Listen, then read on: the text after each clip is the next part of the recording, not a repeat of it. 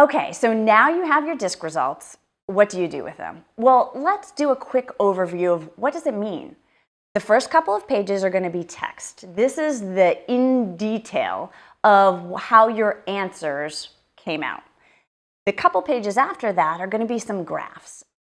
The key for you to understand is that the graphs show your natural and your adapted style. Your natural style tends to be those things where you answered your least like, and then your adapted style are those answers which were your more like.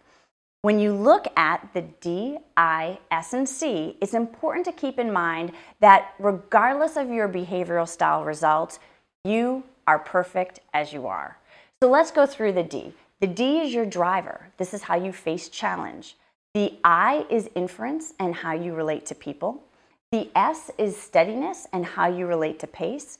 And compliance is your regard for rules and regulations.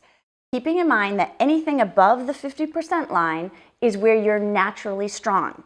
This does not mean that you're weak in the areas that are below the 50% line. That simply means that they're just not natural. Remember, you can be and do anything you want. How much energy do you want to exert? So focus on the areas where you're naturally strong and leverage the areas where you're not.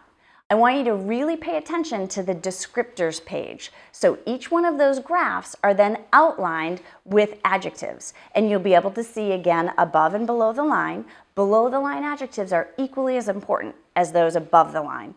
Look through those, decide which are really close matches and which aren't, and then go through the text again. If you haven't gone through it once, make sure you go through the text a couple of times. Remember, this is computer generated, so some things will be accurate and some won't, but in general, this should give you a good picture of how you're observed by others.